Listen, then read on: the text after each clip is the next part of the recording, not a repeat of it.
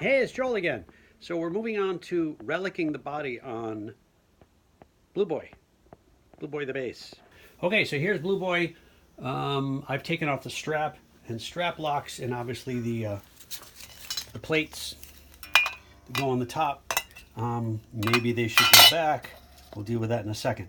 Okay, basses age with all these parts on there. Usually when you take off the parts, you'll see, oh look, it's still shiny under where the original part was. So I'm literally going to try to do that. I'm going to try to age this bass with the parts attached by working on the finish and chipping it away to try to make it similar to this beautiful baby here. Here's a 61 Jazz Bass I found online. Look at all the wear around where you put your thumb, where you have your arm, where you lean on it. And then years of just sticking it down in a stand or on the floor and all that kind of noise in the finish. Obviously it looks a little different on this one because it's a sunburst with dark around the edges. So I want to try to clear enough of the wood away that I can even stain the wood that's under it, the raw wood. So I'm going to be working at it with sandpaper and try to take the finish down to start off with because it's way too shiny. And the problem is that the original bases were lacquer, nitrocellulose lacquer, and this finish I believe is just a poly. You know, it's a lot more durable, which is a problem, and it also doesn't check and finish the same way. So to get it to resemble this, I'm going to have to work at it, chip at it, and generally be more creative. But it's always best to work off of a real world guide, not some Fender custom shop relic that they've done, because they've gone that route. I don't want to work off of a custom shop relic. I want to work off the real thing and then try to duplicate that here. That's about as much as the finish right now. I have another bass photo where there's a lot of finish off of it. The back of this is fairly phenomenal, and I'm going to try to do that. Look at that. That's awesome. Somebody liked their big belts in the 50s and in the 60s and 70s. So we're going to try to make the back of my bass look kind of like this. I might even work on the neck a little bit as well. But we're going to start off with the front and do that to this. Okay, so I'm starting off with working on where the thumb sits and rests on the side of the pick guard. I started off with some sandpaper, but then I realized, I figured I would start doing some major gouging at times to try to get the finish chipped away. But with this scraper that's designed for scraping wood and scraping like an upright bass. I got an upright bass here. I'll be scraping the top off one day if I can dig it out from the bottom of my table. It's under there somewhere. Actually probably does a better job because it will remove even the filler and the filler coat or whatever they have on the wood, so that if I stain it, it's going to take it out. But that's from some sandpaper, and then the scraper, I'm going to work on it some more. And again, I am trying to get it to look like that. Okay, a little bit more work with the scraper, sandpaper, and steel wool to clean up the pick guard a little bit. And that's looking an awful lot like chip paint versus scraped. And this pick guard here, yeah, it'll clean up. Take the dust off.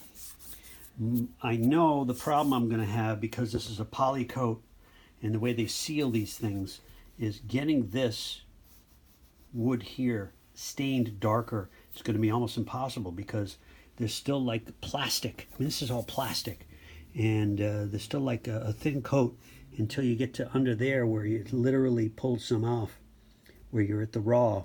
So I'm going to have to go deeper if I want to get that stain dark, and I do, because that's going to be nice. It's going to give a nice look. The advantage of this here is there was like a yellow primer before they put that paint, so you can see it's, when they do sunburst, there's a bunch of different colors. They do the amber, then they do the red around the edges, and they do black around the edges of that. So there's layers there, and sometimes these even look very nice, like you can see here, where you got the layer of the yellow showing through. That's the advantage of sunburst and the wear on sunburst. Whereas this, I could have only dreamt of them painting this yellow first with a primer and then blue, because then you'd have that yellow come out. But this would look really nice if it was darker. Otherwise it looks like a new piece of wood, and I want it to look like something that's been, has had oils from a hand and fingers on this thing for, 50, 60 years. So let's see what we can do. We'll keep working. Okay, now, as an experiment, I've taken this same thing as using stain. It's a stain marker. And let's see how this takes the stain.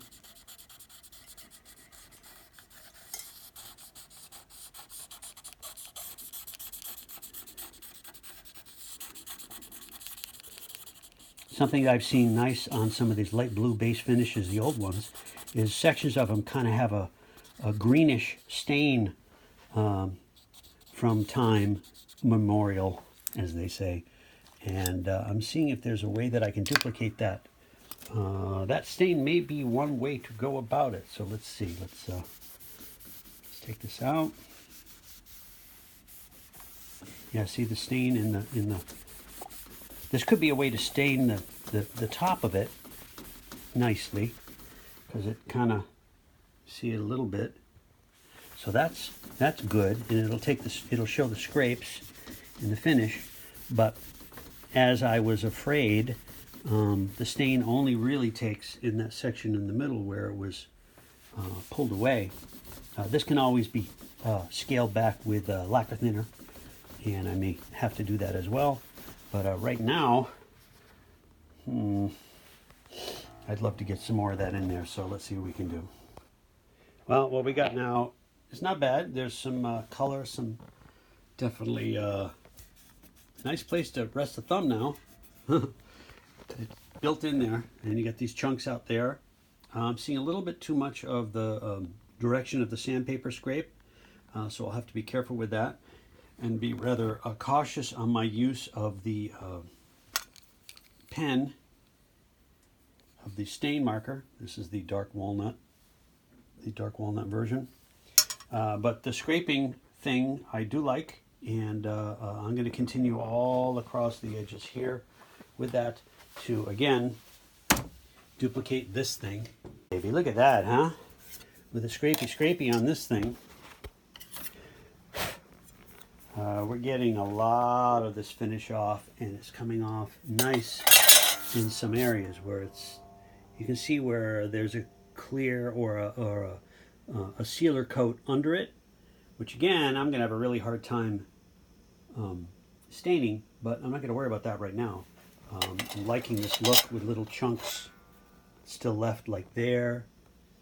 We'll try to get, we get the pattern here where it's just little bits, and then kind of a swirl there that's open. So again, you got some little bits, and I can go more bitty on that, chunky on that.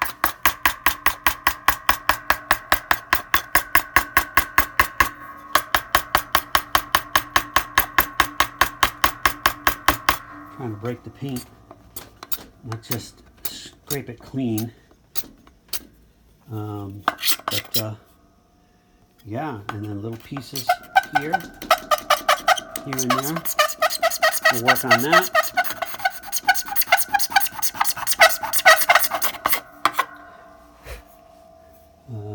Okay, moving along.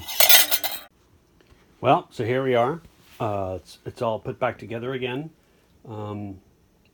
It's like any piece of art, like a painting or anything else. I think sometimes it's more about knowing when to stop than anything else. And I think it's time to stop. Let's move this out of the shadow there. So here's the body. I added the, I put the plate back and then added the tug bar, which I wasn't sure I wanted to do because it's kind of pointless. Nobody plays like that anymore. When these basses were originally designed, they thought people would play them with their thumb, like this, and put their, and rest here, and then hit with the thumb. And who does that? I mean, you know, whatever. Anyway, that's the way they were. This is the way it was in this 1961 bass. So that's the way it is on my BluBoy. BluBoy looks more like Black and BluBoy. Looks like he's been through quite an ordeal. I do like how this came out over here. It's very nice here. I still may work on this, but you know, resting the hand there is probably going to be very comfortable. The back of it, still haven't changed the plate because I have a relic plate that I'm going to put back there. But this one looks pretty beat up. Here's the back of it now.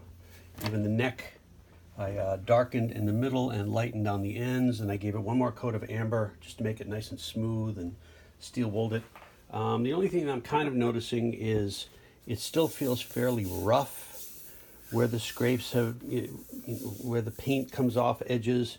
And on an original, it'd be years and years of wear and it'd be very smooth. So I'm not sure if I want to sand that down anymore. But after staining in bits, then I went through quite a bit of steel wool again to smooth it out. Could be maybe a little smoother. But there we are. I don't think it's going to change the tone at all what I did to it, but I certainly will play it and try it. And let's see. Okay, so here's Black and BluBoy, or BluBoy. Here's the back of it. It's hard to see in this light. There you go. There's the back. Here's how the neck came out in the back. And again, the front. It is fairly lightweight. Definitely feel a little different. It's not as smooth anymore. That was part of the point.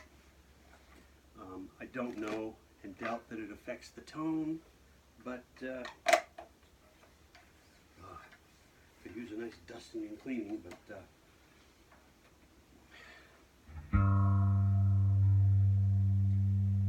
everything turned up.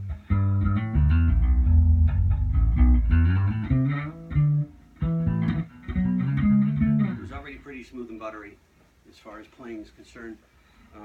It definitely doesn't slide around on my belly as much as it did before because the back of it isn't as smooth, but that's a good thing.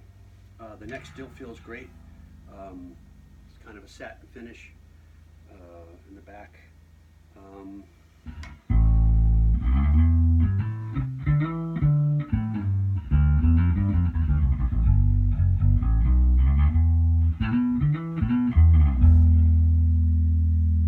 Feels great, sounds great.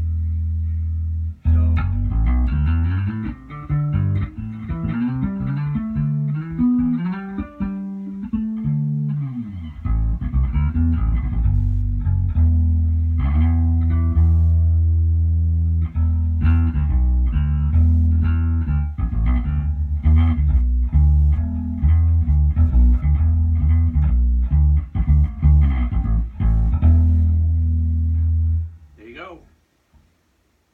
instant history.